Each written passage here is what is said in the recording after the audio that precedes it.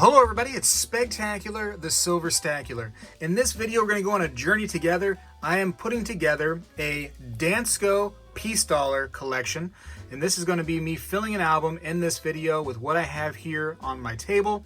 Now, this is not every single piece dollar in the series, but it's getting close, I think. I should be able to fill it up soon. Go on this journey with me, though. This is a really awesome coin to collect. It's pretty affordable for the most part. There's a couple key dates. We'll talk about that. And yeah, let's go on that journey.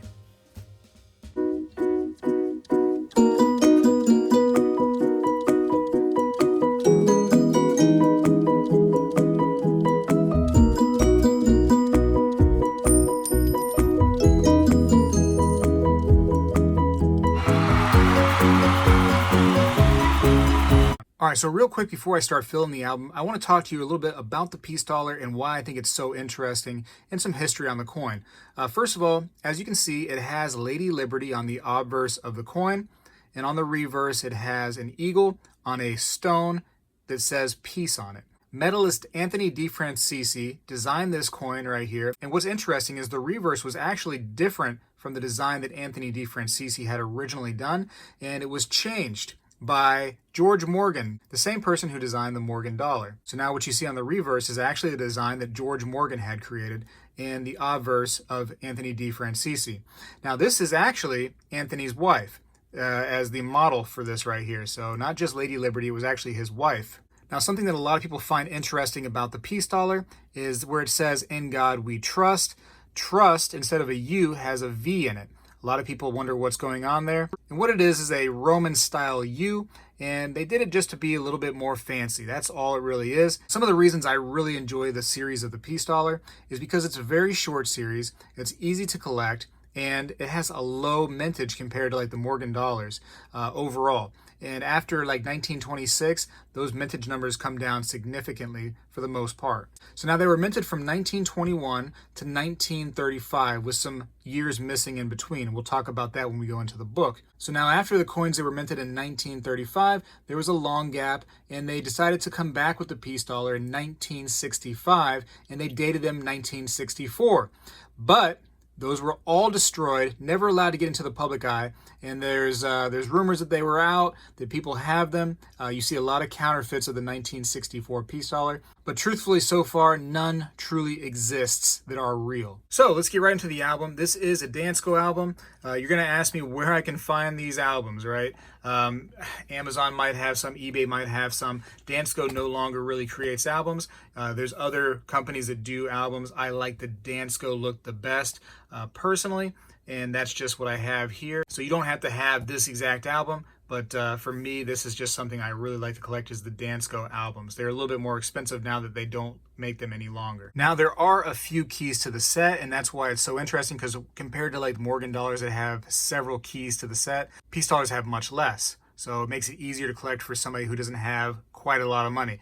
One of the keys to the set is the 1921. So here we have a 1921 piece dollar. This is a Philadelphia minted coin. And what's also something that's interesting about the piece dollars compared to the Morgan dollars is you only have 3 mints you have to worry about when collecting the series. You have Philadelphia, you have Denver, and San Francisco, and that's it. In comparison to the Morgan dollars, which also has New Orleans and Carson City. So all I have to do is slide this top slide right here back and put the 1921, which is one of the key dates and is the first of the series. Next, I'll get into the 1922s, which are very common. 1922s and 23s are very common for the series. You can find them usually for pretty cheap. So here we go. Put the 1922 Denver in there. And I am missing a few like I mentioned before, so I'm just going to fill what I can fill.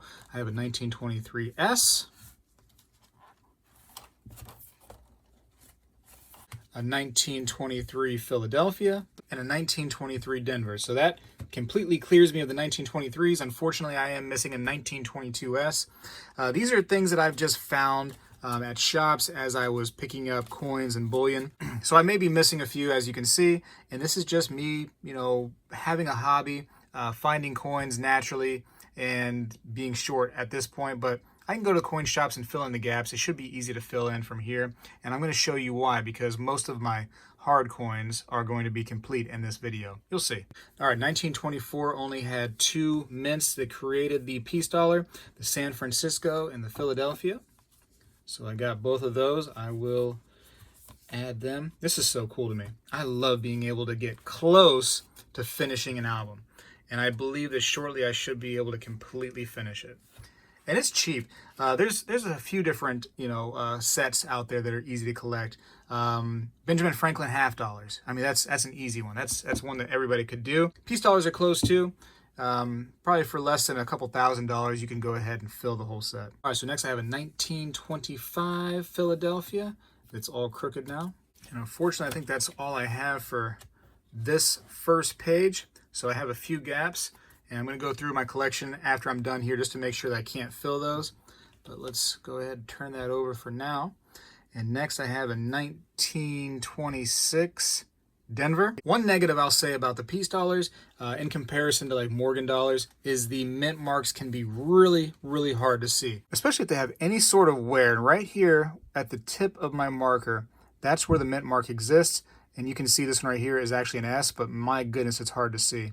So if they have any kind of wear on them, they're just really, really tough. But this is a 1927 San Francisco, and there it goes. As you can see, I have quite a few gaps that are presenting themselves right here. But that's all right. Just means it's going to be more fun for me, right? I got to keep collecting. So that's that. Let's see what else I have. I do have a 1928. Now, what's nice about the 1928 and what's special about this coin right here is this is the Philadelphia 1928. This is very special because for the peace dollars, this is a big, big deal. This is like the key coin right here for the set. So now this is a big one. And this is a nice condition one too, isn't it? She is very pretty. She's got a few issues on her, a few little, looks like bag marks on her. But for the most part, not too bad. Some little issues up here on top, but look at the reverse too. Absolutely stunning. Beautiful cartwheel. That's the little lines right there that you see based on the light just beaming off of it. Whoo-wee! This right here makes the whole set. Now, some people will make the set as like all, this condition, all mint state right here. I'm not going to be doing that, at least for right now. Maybe in the future I can go ahead and get some of that done, creating an entire mint set here. But for now, it's just going to be what I have. I'm just going to fill those gaps. And this is what I have. So that is the 1928 Philadelphia. So 2 of the key dates right there, the 1928 and the 1921, boom. Already done. That's the really hard part of the set. So now here I have a 1928S. I'm going to go ahead and fill that in. So some of these dates right here at the bottom of the album, these can be very, very expensive and high grade, but you don't have to get them in high grade to go ahead and complete the set. But unfortunately, the 1928P and the 1921P are very, very expensive in just about any grade. Next, we have a 1934 Philadelphia. So there it is. And again, these are toned up. These have been used. These are just the ones I was able to collect. And it's going to help me fill this book. Next, I have a 1934. And again, we're going to try to find that mint mark. Look how I have to zoom in to see this thing. So it's 1924 Denver. Just a little bit of wear. That thing's hard to see. And where are we at now? 1935. And that's Philadelphia. Put her in there. Now I had a couple stragglers over here. Let me see what else I'm left with. A 1935. Might have to zoom in again. San Francisco on that one. S. So put her right there. And then I think I have to backtrack a little bit because this is a 1926. And we're going to look real close and see what I have here. S. San Francisco. All right, so no big deal. We can backtrack and get that done. Unfortunately, I didn't have the 1934S. But all right, so 1926 San Francisco. Move this to the side and put that there. Bada bang. So now we're going to see it complete. Well, not totally complete because it's not done, but complete to where I can have it. So here it is, the Peace Dollar set from Dansco. Man, what a nice set.